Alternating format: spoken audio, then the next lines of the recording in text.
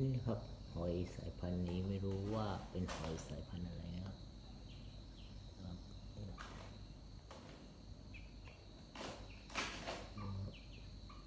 นี่เขายังมีชีวิตอยู่นะครับเขา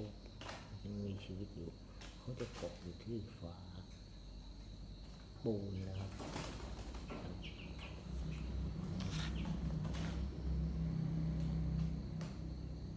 เมื่อของเขานะครับเขายังมีชีวิตอยู่นะครับ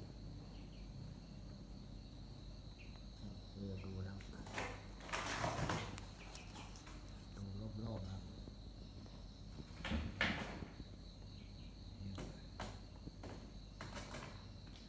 ไม่รู้ว่าเป็นหอยอะไรนะครับงดงามกันนะครับเปลือกหอยนะครับ